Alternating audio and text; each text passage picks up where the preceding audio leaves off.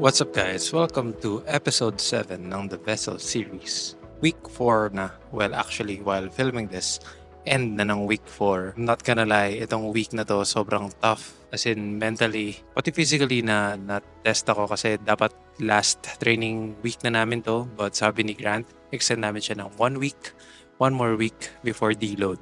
Sobrang dami kong challenges mentally as in this week. Like, yung gutom nararamdaman ko na talaga, yung pagod, and yung pagising sa umaga. Sobrang nahirapan na ako. I mean, naramdaman ko yung hirap, pero hindi naman ako parang hirap na hirap. Alam mo yun, yung parang to the point na dinadrag ko na yung sarili ko. Pagdating naman sa work, may mga challenges din kasi syempre, ang hirap mag-function like a normal human being while on prep.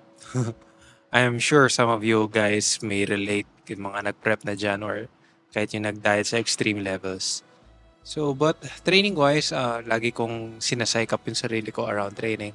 Nakapagbuhat naman ako ng maayos, I guess. Nakapag-perform naman ako ng maayos sa gym. And I guess training-wise, okay naman. Pero medyo nag-stagnate na sa ibang lifts, especially pag legs. Siguro dahil sa fatigue, nadala na rin ng extra cardio and steps. Grabe, this week guys, sobrang ramdam ko na yung gutom. Although yung some of my food, inayos ko siya. Like, tinanggal ko na entirely yung if it fits your macros behavior. Like, nag-stick na talaga ako sa staple foods. Kasi, I guess, yun naman talaga yung way na mas maging accurate. So, tinanggal ko na talaga entirely yung pag-eat out. And, ang hirap nun, especially pagka may mga lunch meetings. This week, meron akong breakfast meeting. Ang hirap talaga kasi ikaw yung nilalagay ng pagkain and you can't say no. Diba? Hindi mo naman pwedeng tanggihan na parang, naka-bodybuilding prep po kasi although sinabi ko, wala, ganun talaga. Sinabi ko para maging transparent pero yun, siguro some of you guys pagka nag-prep or parang pag may mga nag-prep na dyan, makaka-relate yung mga judging eyes. Pero okay lang kasi ginusto mo to ginusto ko to diba? Kailangan ko tong panindigan but ayun, I guess that's it. Ayun, so medyo on the negative side yung week na to overall. But, ayun nga, siguro kailangan kong intindihin. Diba? Like sinasabi nga ng mga fitness gurus online, kailangan mo i-control yung negatives. So I guess, kailangan ko i-control yung mga negatives. Okay!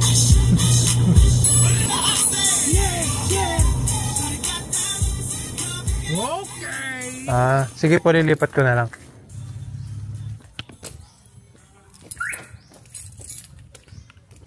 Dito, Happy Father's Day. Ay, thank you. Alam ko, umiinit ng ulan eh. Mahina lang ko. Size niya, 10. Kasi Malaki ba ang size nila? 11 kasi kay Raymond eh. Magkapaa po ba kayo ni Raymond? Hindi, malaki sa kumpahan niya. Meron na, 10 lang ako eh, pero ang laki pala. Tapos yung binili mo, 11, di ba? Yung Lebron. 11 yan, pero parang... Okay, so if you're watching this, tapos na yung Father's Day, pero belated Father's Day pa rin sa mga airpods dyan. Pabalik na ako ngayon ng Quezon City. May laro kami. Dapat hindi na ako magbabasketball eh. Sabi ko pag magpe-prep ako, hindi na ako maglalaro. Kaso may naiwanan pa akong isang liga sa condo. Kailangan lang yung tapusin. Siguro film ko rin later yung laro. Pero feeling ko mabigat yun. Puro kaldagan eh. Iwan si madam sa kanila kasi meron siyang training. So, kami na lang yung uwi ng Quezon City. Nagugutom ako. Hindi ko alam paano ako mag-basketball nito. Heist. Constantly gutom. Welcome to 2024 Prep Series. Constantly gutom.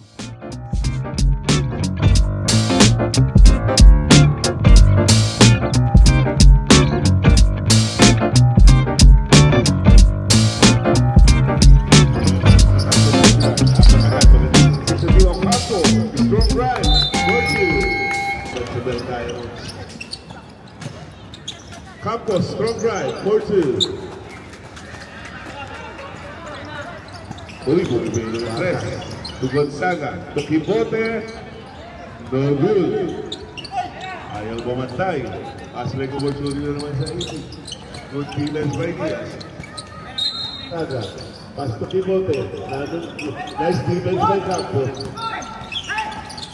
Dos. Uy, magkamatay. Pero binilang sa Julio. Sayang mo, hindi nakita natin yan. Tapos, uy, Marcel sa Marcel. No good, nagkagulangan. Pasok Campos. Tubak na Julio. 2 points goal. Campos. Hiramin natin ito kay ate. Wala guys, olats. Talo. Dedicate ko pa naman yung laro sa tatay ko. Kaso, tinambakan kami ng 40. Pero nababa naman namin sa 5. Kaya, okay na rin. Tsaka kulang-kulang kami. But anyway, hindi naman kayo nanonood para sa basketball, diba? Pakita ko sa inyo yun, kakainin ko na ako. Isa sa mga staples to, ngayong prep sa kinakain ko. Na-discover ko to, hindi ko naman to ginagawa before, pero this prep, na-discover ko yung combination niya and sobrang effective and very filling. Wait lang, tayo niyo. So, isa sa mga staples na kinakain ko ngayon, ito. Para siyang kebab. Ni-imagine ko na lang para siyang berus, guys.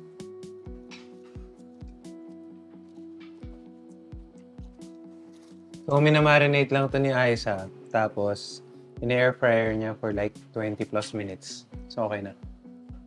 Isa sa mga favorite ko gawin lately is manood ng Jessica Lee vlogs habang kumakain. So, Jessica Lee, shoutout sa'yo. Crush kita. Jessica Lee! Okay, teka muna Jessica. Ako muna ha. Okay guys, ito na yung staple na carb source na kinakain ko lately. So, sweet potato siya. Yung parang violet and whitish yung loob. Tapos nilalagyan ko ng Eden cheese. Tapos yung isa nilalagyan ko ng Splenda. Sobrang filling nito kesa magkanin ako or potatoes. I don't know, siguro dahil kamote siya, sweet, ganyan.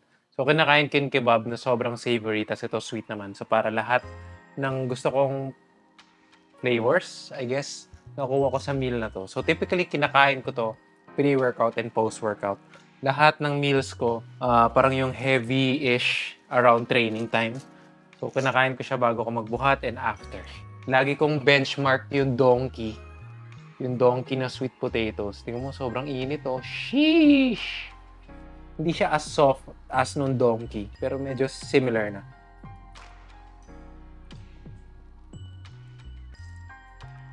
Tapos guys, yung yung kamote na may Eden cheese. Panalo.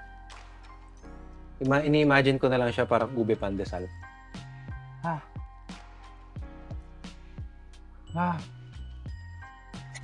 Sobrang init. Medyo makunat yung niya, yung balat niya. Tapos yung loob niya soft.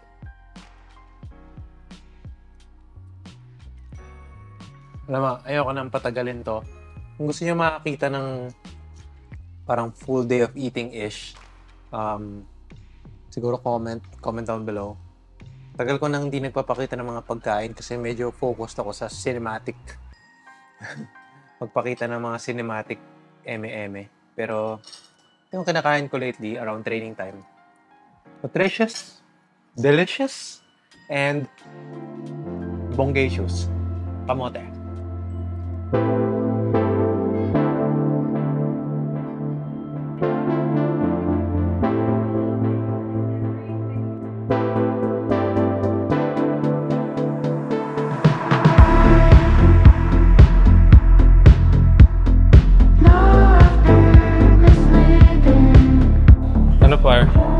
Medyo moist yung camera natin. Diffusion. Confusion filter. May shoot kami ng Monday na naman ngayon. Kaya kasama ko si Jen. 6 a.m. tapos mag-gym. Ano kayo? Gag. Hey, what's up? Hey, what's up? Jessica here. Hey, Jessica Lee. Talaga, sabi ko sa'yo, crush. Tawag dito. May pupuntahan kami ngayon. Siyempre, ang Monday na naman. Kung hindi nyo napapansin, isang traveling podcast. So, pupunta kami sa studio ng isa naming friend. Sa pagka-up nitong video na to, naka-up na yung episode ng Monday na naman. So, most likely, ay, actually, di ba pala? Tama ba? Oo nga. Ay, Prep brain. Hindi ko alam. Basta abangan nyo na lang sa Monday na naman podcast na channel. Panoorin nyo. So kung into kayo sa mga adulting stuff na topics, tapos mga pinag-usapan namin nun more on career, tsaka yung pag-navigate sa adult life, panoorin nyo. Si Jen yung aming doon, producer, tsaka sound engineer, and lahat. Kaya kasama natin siya ngayon. Grabe, ang dami na natin pinagdaanan, boy, mula 2021 prep.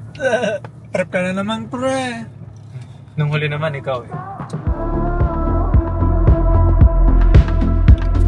Gatorade! Italian na, pre. Gatorade!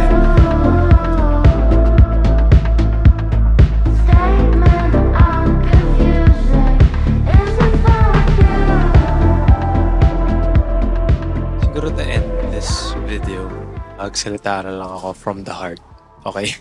So, yeah, I mentioned na parang you have to control the negatives, diba? Sa beginning ng video na to. Come to think of it, totoo naman yun. Well, I guess, dalawa yung gusto ko sabihin dito. Well, dalawa yung kailangan mong gawin yung part mo to control the negatives.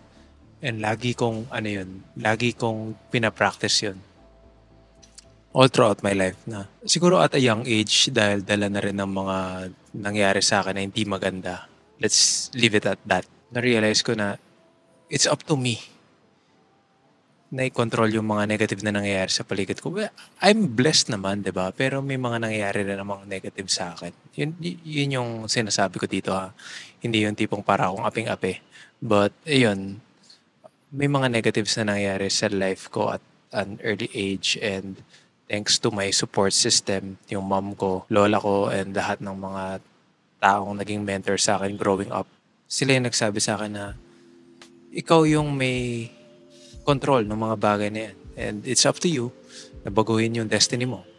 But, ayun, nung naging adult na ako, and itong journey na dinadala ko ngayon, totoo pa rin siya. But, at some point, na-realize ko na pag may negative, I have to do my part. Pero pag, alam mo yun, hindi ko na talaga kaya, I have to surrender. Hindi naman siya sign of weakness eh. Parang naisip ko, hindi siya sign of weakness. Parang, I have to be guided lang. Alam mo yun? And hindi ko naman siya, alam mo yun, nahanap ko yung, well, hinahanap ko pa rin naman. Pero, I think napapractice ko yung balance, yung pag-balance ng, gagawin ko yung parte ko.